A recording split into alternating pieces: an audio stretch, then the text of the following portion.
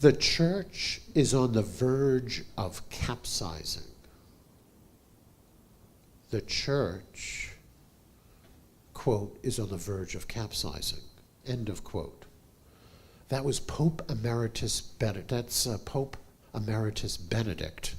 on July 15th, 2017. Just this past summer, the Pope said that. Those are words that Our Lady of the Roses could have said, although she actually has said that, hasn't she? Decades ago, to be honest with you. But this is shocking.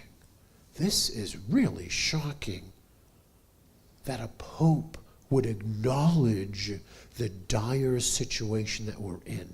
Certainly gives credence to the message of Our Lady of the Roses, Mary, help of mothers. And I think it's quite interesting, good people, because sometimes in our busy lives, we forget, as much as we're inclined to prophecy and that we're in tune with these end days things, we can get lost in the shuffle in our busy lives. Something like this statement from the Pope is something that can really be a wake-up call that we need. It can really awaken us from our lethargy or our routine, whatever you may call it, and go, wow, the Pope said that. Are we understanding what this all means? If the ship capsizes, if the church capsizes, that's the end. We'll go a little bit into that a little bit more, but this above all, good people, I think you see this. This is a desperate, prophetic cry from Pope Benedict. He's screaming to the faithful, and this is the best way he can do it and the most diplomatic way he could do it. Save the church. Get ready, good people. We're on the road to perdition, or the road to destruction. He's screaming. Clearly he is. And of course the background is, it was a prepared statement that he asked his secretary to read at Cardinal Meissner's funeral in July. Now, interestingly, Cardinal Meissner was one of the Dubia cardinals. And so, sure enough, of course, the secretary read this, among other things. You can read it online, but this is a portion of it in which he does say that the church is on the verge of capsizing. And let's put it in context. Pope Benedict read the third secret, didn't he?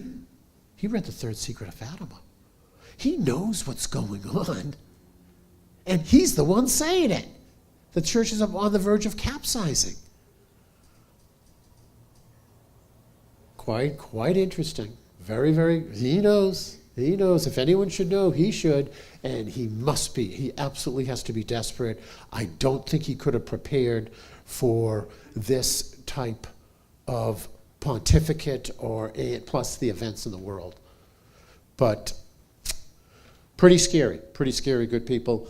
But next question is, well, exactly what does he mean? And why is he saying that? What is he saying exactly? What is the story here? Well, we won't pile on Pope Francis. We will be speaking about that a little bit. We won't pile on there, because we know, good people, the pieces have been in place for decades for the demolition of the church. Okay? This just didn't happen 4 or 5 years ago with the pontificate of Pope Francis. He's certainly accelerating it. You might as well be putting some fire, you might as well put some gasoline on the fire there. But he's certainly not helping the cause. But this was in decades. Our Lady, her very first words of June 18th, 1970, "My tears fall on you." Our Lady was telling right from the beginning that the boat is taking on water. Our Lady said that right from the beginning. So we're going to plunge into some of the Catholic prophecy, which I think I mentioned on the grounds last night. I think that's the beauty of the Bayside message of Our Lady coming to New York for the entire universe, the entire world, is that we have Catholic prophecy. We have the Catholic warnings for our guidance and inspiration and direction. And that's really our identity. St. Michael's World Apostolate, that is our identity. We're one of the few Catholic organizations that promote Catholic prophecy and warnings, particularly of Our Lady of the Roses, Mary Help of Mothers, but also as Our Lady's Request, La Salette, Lourdes, Fatima, any of the approved apparitions, of course, but especially Our Lady of the Roses with the tremendous insight and information that she's given us. And St. Michael's, we've been doing this for years now. We're just about celebrating our 50th anniversary. So we have a little experience in this as well. But this is our life, this is our dedication. Not only Catholic prophecy and warnings, but also, of course, the public reparative prayers and vigils. But let me start with this. Could I have that, Daryl, please? Let's jump into some prophecy. Because getting back to my original question, what exactly does Pope Benedict mean by this? Why did he say it? What is he seeing?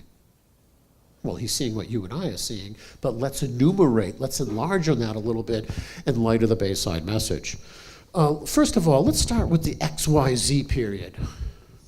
X, Y, Z period. Everyone know their alphabet? Our Lady said right from the beginning, she told Veronica, she told all of us, right from the very beginning, we are in the latter days. We are in the end days, and it's what heaven refer to as the XYZ period. Now the X period, I'm going to put this, I'll explain this, I'm going to put 1940 to 1972 is the X period. I'll explain that. The Y period is 1972 to the current time. The Z period, that is coming upon us. That's upon us, or depending. Some could say that we're in the beginning of it. You could arguably say that. But let's start with this. The X period, let's say what we do know for sure with Our Lady's message, okay? What we do know for sure is the Y period started in 1972. X period ended in 1972. Now, some people have said, it seems reasonable, that perhaps, and this is just a proposition, that it started in 1940. The reason why some people, and I thought that was reasonable, I said, yeah, that sounds right. Remember Our Lady said, I have the message right here, but the point is that Earth year of 1940 was Lucifer's release upon Earth. Our Lady said Satan himself. I take that as Lucifer. Earth year of 1940 was his release. Makes sense. So it began in 1940, perhaps, okay? Makes sense. But what we do know, it ended in 1972. The Y period, Our Lady said, started in 1972. Now I want to get some interaction from the crowd. Why 1972? Why would Our Lady say that? Come on, get this right. Will you, Daryl, this time?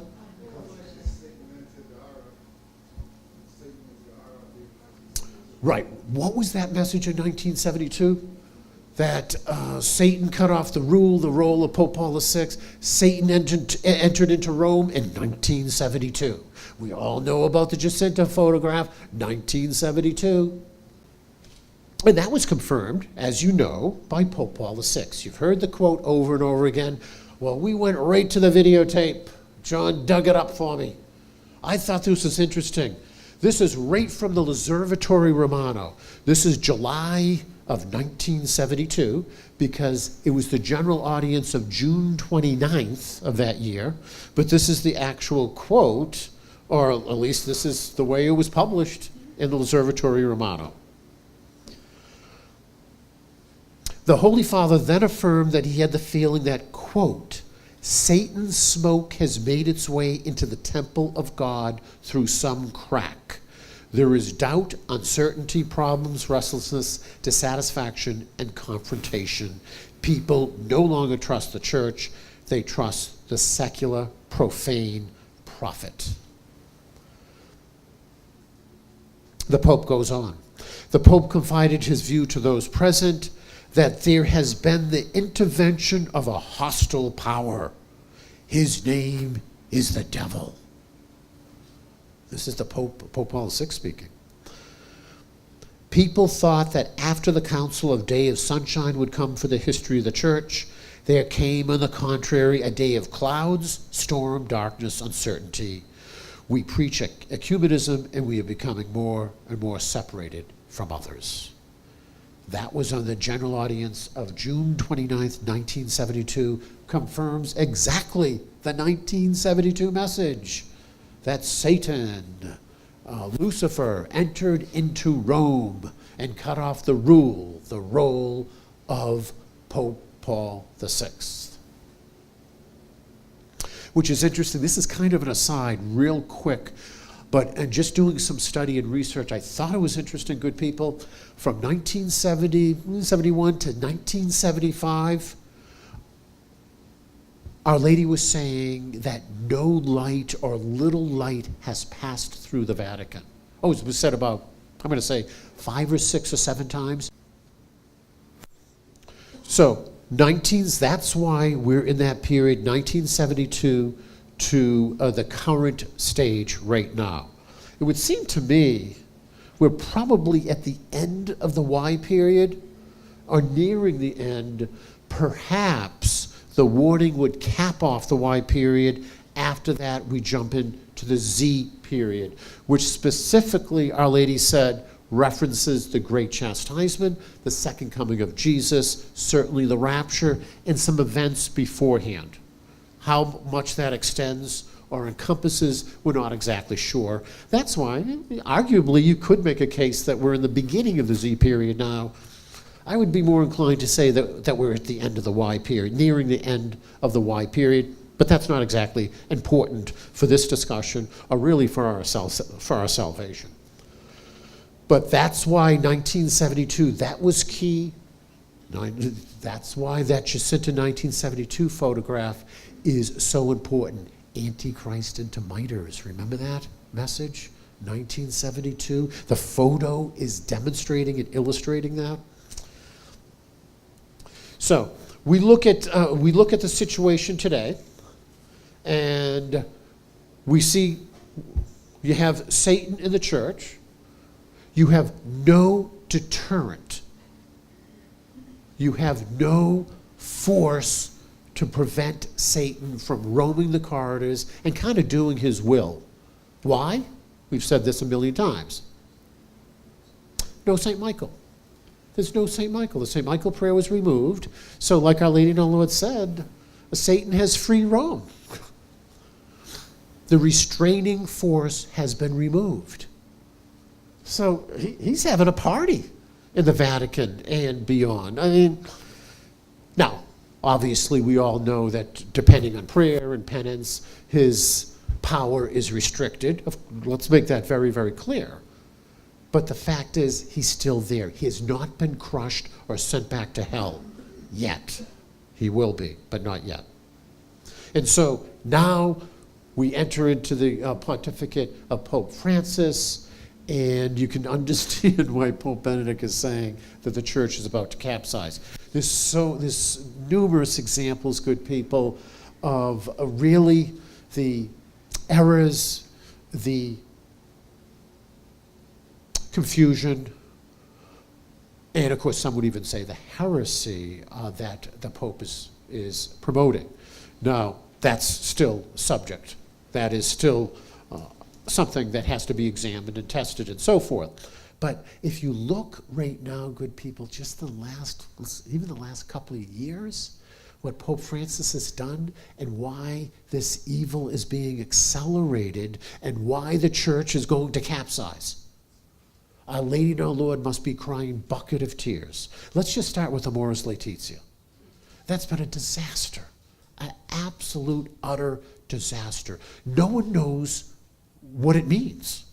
You have nations and episcopal conferences as a result of Amoris Laetitia allowing people living in adultery to receive communion now. You have separate dioceses depending on your interpretation. And the Pope has done nothing to clarify it or stop it. Hence the dubia.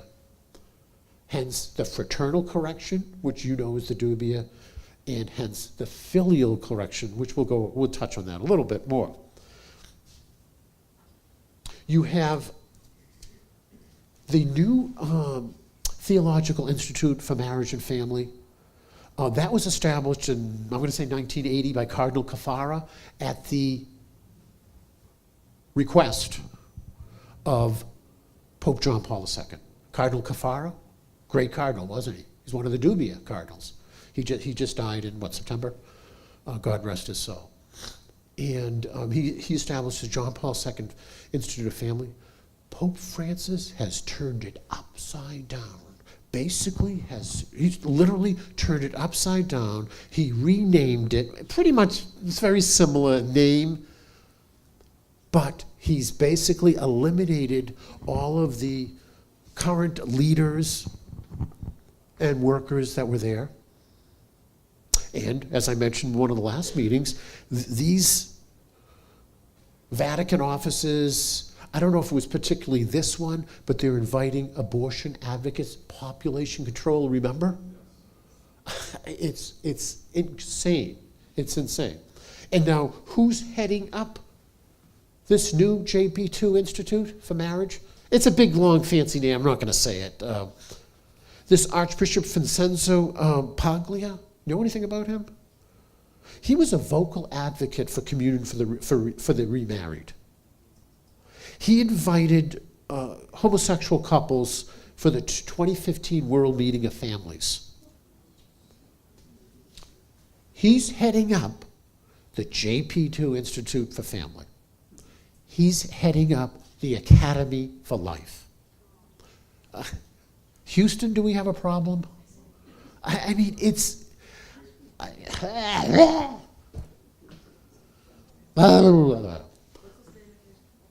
Archbishop Vincenzo Paglia. I think he's from Venice. Oh, okay. He just issued, Pope Francis just issued a motu proprio, a Manuum Principium. Who's on top of that? Daryl, you're usually on top of that. The Manuum Principium. We all know Pope Francis made it very clear from the beginning, I'm looking to decentralize. I want the local Episcopal conferences, each country which knows its customs and has a feel for its people and faithful and Catholic. I want to empower them more. And he has done that with this Manuum Principium. So now we're specifically talking about the liturgical books or translations. So now you have the local country, the local Episcopal conferences, which, by the way, Episcopal conferences, that's bureaucratic, it's administrative, it was never established by Jesus, obviously, and it wouldn't be a problem except what? Most of these, they're bureaucracies, and most of them are laden, or is it infested, with liberals and socialists. And those against the church and tradition. That's the problem too. So they're going to be in charge of this translation. Houston, we have a big, big problem with that. Big, big problem with that. This is after Pope Benedict did his great work there with the translation. He reverted back to a more accurate, a precise translation of the liturgy. That's all going to be undone. If the American bishops, the German bishops, the bishops in Ireland, if they say, well, gee, in our country, we want to interpret it this way. We want to, and on top of that, Cardinal Sarah, who's the prefect for the divine worship, who's in charge of this, after the Pope issued the motu proprio, he came out and said, okay, fine, that's cool, but I have the last word. The Vatican still has the last word. And what did Pope Francis come out? He called them out publicly. He called them out publicly and said, no, you don't. No, you don't. Can't make this stuff up. Okay, 1972, okay. Satan in the Vatican, third secret of Fatima. We've got a problem. We have, did you hear this too recently? Yeah. Mamma mia, mamma mia. The Pope wants to revise the Catholic Catechism. Did you follow that? He wants to revise the Catholic Catechism. Why? Because he said capital punishment is immoral. That it is immoral for capital punishment, that it's no longer can be considered moral, the death penalty or capital punishment. It cannot be justified under any circumstances. See, with Pope John Paul II, of course, if you remember the Catholic Catechism, it says it should be rare, but he did not defy 2 millennia of teaching. The church has been teaching this for 2 millennia. Now, in 4 years, this Pope can say it's immoral? Does that make sense? What is it that people don't... This is why the church is on the verge of capsizing. Okay, you'll really like this one. Okay. Anyways. Anyone read the multiple-part series of The Wanderer of Martin Luther? It's very good. You did? Yeah, pretty good. Anyways. Okay. The Pope has said that Martin Luther was a reformer, that he did not really act with bad intentions. The German cardinals said that he was a witness to the gospel. The German bishops have said that he's a witness to the gospel. The Vatican has issued a commemorative stamp on the 500th anniversary of the Protestant Reformation. Have you seen it? I think John put it on the slideshow. Have you seen it? Anyone seen it? That's right. A 500th anniversary commemorative stamp of Martin Luther. Okay. All I have to... Oh, man. All I have to read to you is this one paragraph. If you know anything about Martin Luther, it doesn't take you long. This was an ex-priest, married a nun. I think he had 6 kids. But his writings of rather sordid, very impure.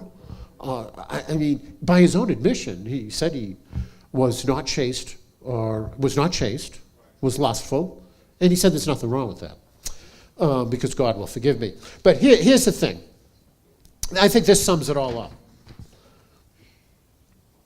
In this particular article, Luther was adamant that the moral law taught by Moses, the 10 Commandments, was not binding on Christians. Quote, this is Martin Luther. Quote, we must remove the Decalogue out of sight and heart. If we allow them, the commandments, any influence in our conscience, they become the cloak of all evil, heresies, and blasphemies.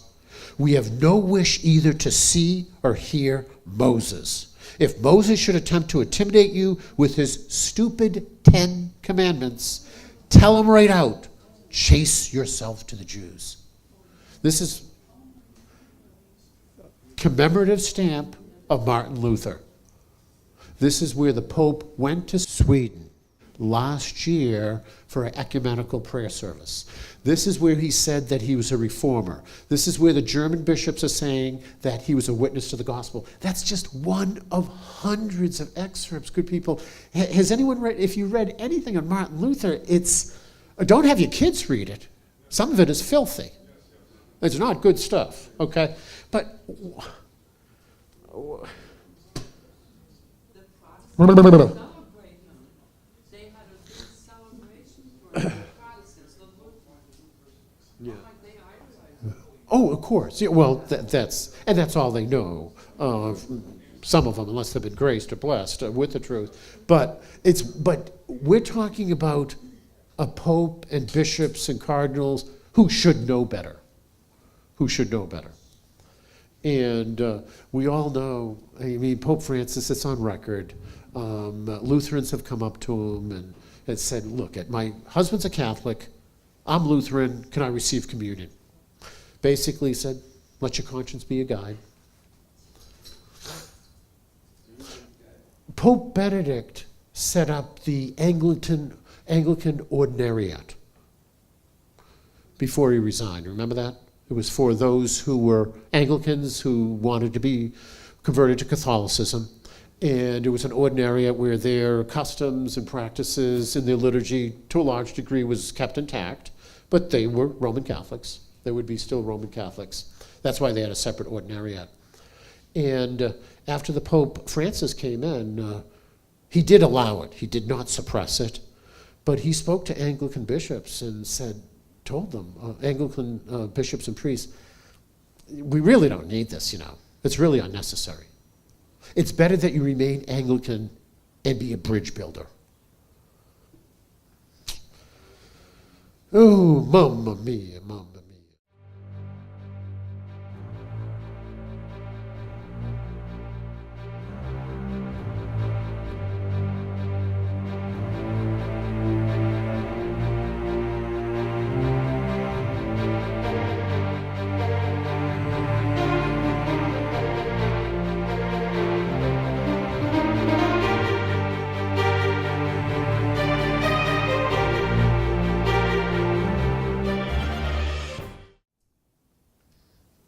Oh, what about this? No, this is not official, unless anyone's heard anything. Humanae Vitae.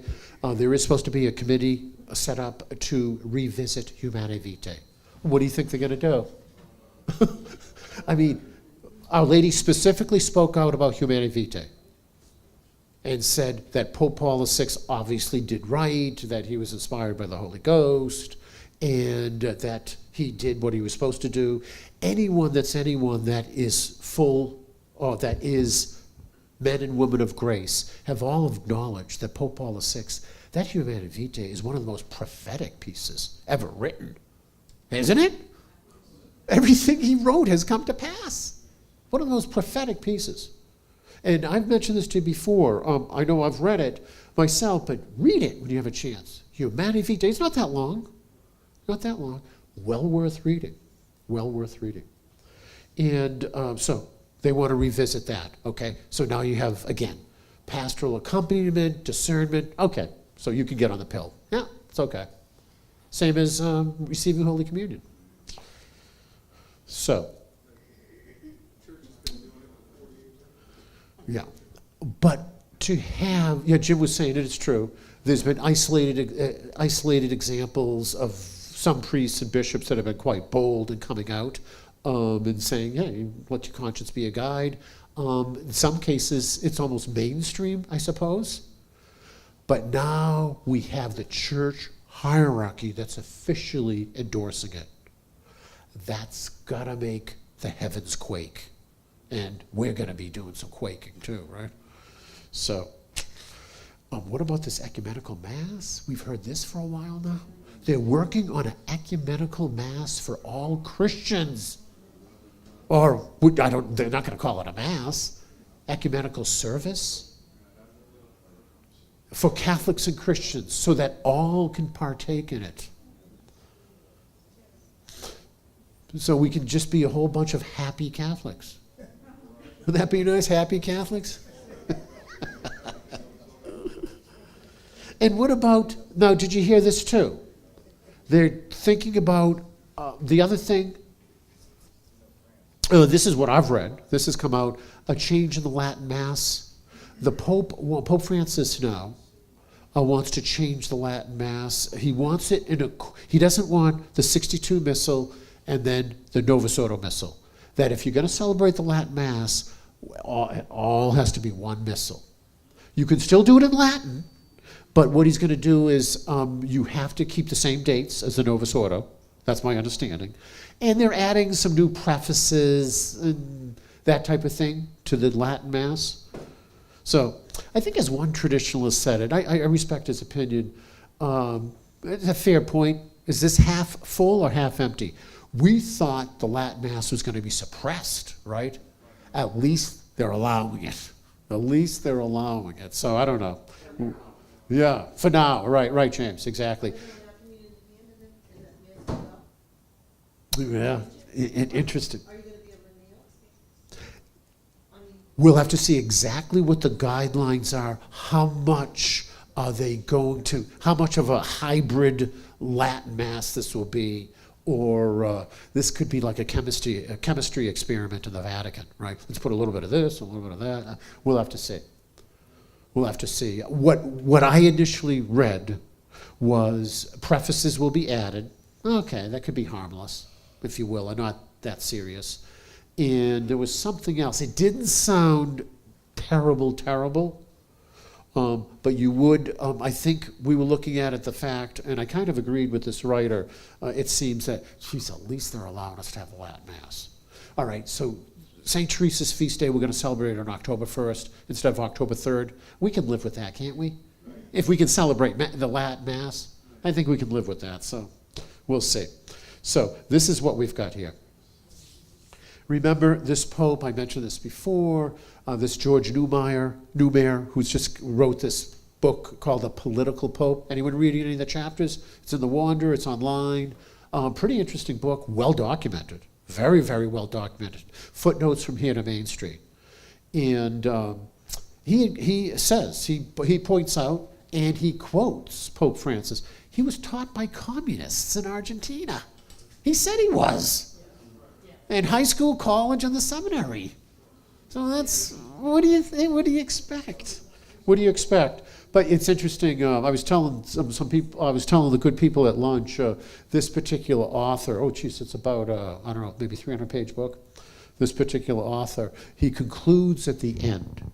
He says the best thing with Pope Francis that he can do is to convert to Roman Catholicism. I was like, oh God. It's like, okay. So, but anyways, I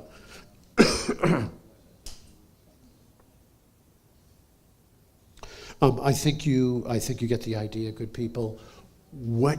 At the end of the day, we mentioned the fraternal correction and the filial correction. You've heard of that, the filial correction.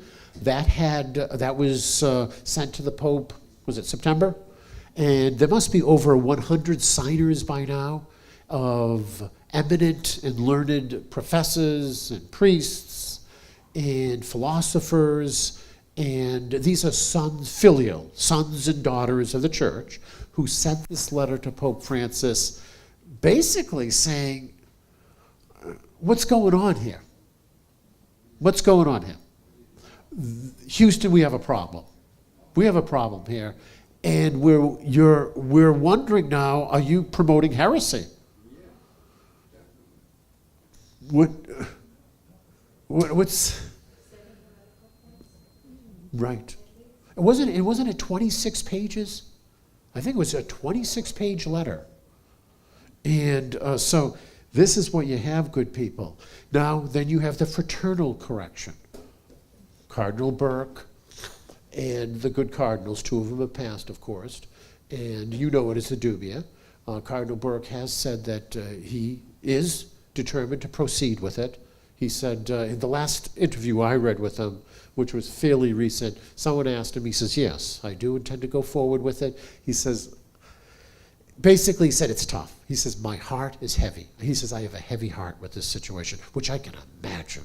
I can imagine. Oh, I can't even imagine what the poor cardinal is enduring right now. But he does intend to go forward with this. And if you remember the fraternal correction, he has to, the Pope hasn't answered him, right?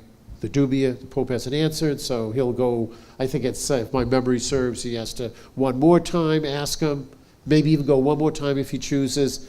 He doesn't have to wait all this time. If he doesn't choose, he can wait the length of time he wants, really, as long as it's charitable and fair. And then if there's still no answer, then he'll call a council of cardinals. And if the cardinals vote, then they will determine that he's a heretic. And he ceases to be the Pope then. So, but let's see what happens. A million things can happen between now and then. Look at what's happened in the world and the church just in the last few months that we've been talking about. So, who knows? Okay. Bill was just saying that it is confirmed. This was in the National Catholic Register on September 12th Father George Woodall, who teaches moral theology at the Pontifical Athenaeum Regina Apostolorum in Rome, outlined what he called grave concerns about a papal commission recently set up by Pope Francis that will, he says, re-examine Humanae Vitae in the light of Amoris Laetitia. Yes, that's right. That's right. Now that thanks, Bill. Yeah, because now, that's right. I thought I read that. That's not hearsay. The commission has been set up in light of Amoris Laetitia. Where's that going, good people? Where's that going? I mean, it's unbelievable. This is why darkness pervades the church and the world, and why we're going to have to really stick it out. This is, did you hear about Father Wynandy, that theologian? This is quite interesting. I would recommend go online, read his letter. Father Wynandy, charitable, but he nails it. And he's very firm, maybe stern, really. And I'm just going to read you one paragraph, but just a wonderful letter. Of course, after he sent the letter, of course, he was axed by the U.S. bishops. It just bears out what he was saying. That's all it did. It bears out what he was saying. But he was on the Vatican Theological Commission. That's a very prestigious position. This was not some rad-trad priest or even theologian. A well-respected Capuchin father, kind of more mainstream, if you will. On the Vatican Theological Commission, he advised the U.S. bishops. He doesn't anymore. And but he was up to his eyeballs. He says that, there's something wrong here. There's something rotten in Denmark, to quote William Shakespeare. But I want to read a paragraph here that he wrote here. This is just one paragraph of his letter. Speaking in defense of millions of the faithful, Father Wynandy told the Holy Father that, quote, "You seem to censor and even mock those who interpret Chapter 8 of Amoris Laetitia in accord with church tradition as Pharisaic stone throwers who embody a merciless rigorism. This kind of calumny is alien to the nature of the Petrine ministry." Nice. Nicely put. And he goes on right through the letter. He goes really right for the jugular, which you have to. I thought he was a very well written, fairly written, fair, and charitable letter. So this is what we've got, good people. This is what we're dealing with, and you can see why Pope Benedict is saying that the church is on the verge of capsizing. And so, now, what happens then, good people, if it does capsize? Now what? We're going to end up in the Z period. No question, it will be the Z period. And you're right, Caroline. We're going to end up probably underground. Our Lady mentions that right here. Let's read a couple of these quotes. Satan, Lucifer in human form, entered into Rome in the year 1972. We said that, right? Pray and make my counsel known to all of the ruling fathers of the eternal city of Rome, my son's church. His house would be forced into the catacombs. That's September 7th, 1978. St. Michael says in 1975, I repeat, there will come a time upon your earth when those who carry the light of truth will go in hiding. So few will remain in the light.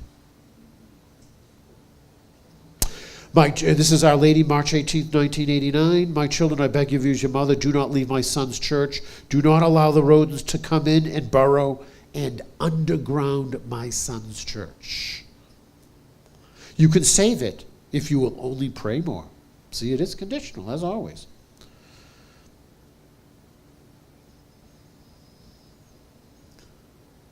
So there's some examples right there of the underground church. During this Z period, good people, we'll be setting up the refuge. No question, we'll be setting the refuge on Long Island. Our Lady said thousands of people will go to this refuge. It will be established by the Order of St. Michael. That's us. And will be joined by who? The Carmelites and the Franciscans. And I would guess at that time, don't ask me how, as I've said a million times, Veronica's favorite statement was, God works in mysterious ways. Somewhere along this line, it looks like the Order of St. Michael will be erected, will be canonically erected, perhaps some form of approval of Bayside. There will be the rapture right before the Great Chastisement. As I said, remember, Z period, chastisement. World War III, the first 3 days. The next 3 days is the ball of redemption. That accounts for the 6 days of suffering. And billions, that's with the B, billions will be lost. And Our Lady said most will go to hell. Scary. It's unfathomable, and we don't take this lightly. But those are the words of Our Lady and our Lord. And at this point, Jesus will return and establish his kingdom. At the end, World War III is going on. Remember, Our Lady said, if heaven didn't send the ball, we'd literally blow up the entire earth. So our Lord sending the ball puts the end to the war, also punishes, right? The East gets the war primarily, right? The West, us, gets the ball of redemption, primarily, generally speaking. And then Jesus returns to establish his kingdom. Those in the refuge will be lifted up to meet Jesus. Those already in the rapture will meet Jesus and the saints when he comes in his glory and power with the angels and saints. And then they will establish the kingdom, his kingdom upon earth. And Bayside won't be maligned anymore. Yeah. Okay, so that's it in a nutshell. You guys have been great. It's probably a lot here. Are you getting it? Is it too much? Oh, you are? Okay. You guys are tough. Tough and smart. Obviously, with this situation, you can see here with the filial correction, the fraternal correction, we perhaps even in your parish, even some of the mainstream parishioners are saying, what the heck is going on with Pope Francis? So there are a lot of good people, or enough good people, that are recognizing that there's issues or problems. We're not alone. And so there will be a schism. You obviously, I think it was Bishop Fillet, remember I told you, he said there's like 30 to 45 cardinals that are in support of Cardinal Burke. And there's a lot that are not. Now, Bill just brought up to me the other day, and I was reading about this, which this is a little bit of a good sign, I guess. The USCCB at their annual meeting, they just elected the head of the pro-life committee for the year to replace Cardinal Timothy Dolan, and they did elect this Bishop Bauman from Kansas City, Kansas. He is good. But you know what the vote was? It's kind of split right down the middle. See, that schism, that division. I think it was 86-72. This wasn't a vote of 115-3. This was like 86-72, kind of like right down the middle. See, and who was he running against? Supich, that liberal cardinal from Chicago. And he lost. So this Bishop Bauman is very clear and very direct on abortion. He's not adopting the seamless garment where they equate abortion with immigration or with nuclear arms or with high taxes or something. I mean, I don't know what equation there is between high taxes and murdering a baby. So, but anyways, whatever it is, and yes, but there's definitely a problem with schism. We have obviously the Great Warning coming, but a lot of events happening. Good people. I just want to close my talk with this excerpt from Our Lady. I think it sums it up very, very well. Good people. Our Lady, August 21st, 1971. Quote, "Through the dark days that lie before you, keep your hearts always light, with the thought that one day my Son will return. We will all then appear to you, my children, and be the ultimate in expectation, the realization of every dream, every hope, and every victory that had been planned by the Father from the beginning of time. End of quote. Isn't that beautiful? I want to cry. No, I honestly, it's just, we need to read that. We need to see that sometimes, because there's we are in the midst of some very, very dark days. It could be. It could be. Although I keep on coming back to, yes, of course, what does this mean, though? But I keep on coming back that Our Lady said in the message that the chastisement will follow the warning. Sounds like it's imminent. Now, again, what does that mean? Is it 3 years, or is it 13 years, or 23? But I keep on thinking it's going to be short. Again, what does that mean? The reason being why, if you reject such a magnificent gift of the warning, what else can the Father do but punish you? The good will get better, the bad will get worse. So I can't see it like John has a good point, but because you've rejected it, The window's small. it's going to accelerate. Right. It's gonna accelerate. Exactly. The window's going to be To small. what extent? Maybe it's not 30 years, maybe it's 3 years. But Interesting guy. I'm sorry, this just brings to mind, because you're bringing up questions and comments. Remember what Our Lady said, the warning is going to come, and it's going to thwart for a time the one-worlders, right? The one-world government, that they're cruising right now, right? They're in cruise control. Things are going pretty well for them, right? If you will. And then all of a sudden, boom. So that's going to set them back. But good point, Jim. And you're quoting Our Lady's message. I mean, after the warning, the good get better and the bad get worse. So, right. Yep. That's right in the public message too, Regina. Jesus said, don't pray for the warning, pray against the warning. So you're absolutely right. Right. But that's a good point. That's what I'm thinking too, Jim. The window's going to be small after the warning, because if the good get better, but the bad get worse, now again, what only God can judge the balance there of the scales. Right, right. So now you have, underground church, as we said, as we already mentioned here. And remember two good people that Our Lady said that probably this would have to be after the warning, after this rejection, the bad get worse, and so forth, that for a short time, my son's church in the world will be the one world government and one world religion. Our Lady said for a short time. That was for a short time. Again, what does short time mean? Yeah. But we have to, it looks like, barring something, we're going to have to be in the catacombs. We're going to be reduced to the catacombs.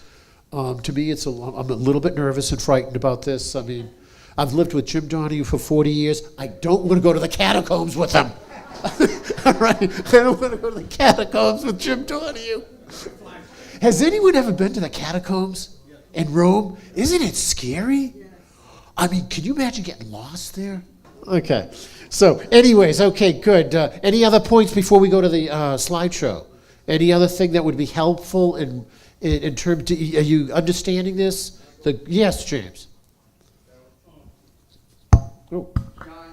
Was it John that said it, or maybe it was James? It's true, after the warning, you're either going to be with Jesus or Satan. It's not a game. It's not a light switch on a wall. You can play games and come back to God when you feel like it. It's no game, and it never was. It never will be. But you're either with God 100% after that warning, or you're with Satan. And it'll cut it, there's no ifs, ands, or buts. The game is, that middle road is cut out. You're either with God or you're with Satan. It really, Yeah. Thank you. It really is. I mean, arguably, James, the warning absolutely clinches it. You can make a case right now, if you want to make a point here. That's where we're at right now. Remember, Our Lady said, all are marked now with the cross of the sign of the beast right now. Every single person is being tested right now. The warning is going to clinch it. Where are you at? Where are you at, man, as they say? Yeah, this is your last chance. You could have the beast on you perhaps right now. At the warning happens, oh, wow, Bayside's true, or what my grandmother said, or what the priest said, or whatever your personal or intimate thoughts were, it comes together, you say, whoa, I was wrong. Okay, I'm going to be a Christian. I'm going to be a good Catholic, whatever. So, and we believe that. We believe in the power of grace. Baysiders have seen it over and over again. Don't lose hope. All those in social media who are hearing and watching this, never lose hope with your kids and your children and your loved ones. We believe in the power of prayer. We believe in miracles. Our Lady has said that those families that are particularly devoted to the shrine will pack a lot of wallop. Let's put it that way. They carry a lot of grace. I think there's great hope for your children, but keep plugging, keep praying. There's so much messages here. There's so much that's going to happen. We could be here until the chastisement going over all of these messages, but thank God for Catholic prophecy and warnings from Our Lady of the Roses, Mary, help of mothers, and for the protection of St. Michael and Veronica the Cross. Yes, this is a classic. Veronica interpreted this years ago. Of course, we used to have it in our slideshow that we'd go nationwide, or even North America too. But you'll see right here, the garment, you see Jesus right here. And what's missing? The head. The message here is the mystical body will be without its head. The mystical body be without its head. That's where we're heading right now, good people. I think, as we made very clear, Francis is the Pope, albeit he needs mucho prayers, to say the least. That's why we do the Holy Hour. Bill did a whole segment of that last year. We've been beating the drums on that, and we continue to do that. That's why you come to the Holy Hours. We urge anyone that's listening, social media, watching, please come to the Holy Hours. You see, what's Pope Benedict saying? He's screaming, save the church, save the church. The Holy Hour is powerful. If anything can do it, the Holy Hour can get this man back on board with sacred tradition, that he sees the error of his ways. And some would say, and perhaps it's true, that he means well. He's just terribly, terribly misguided.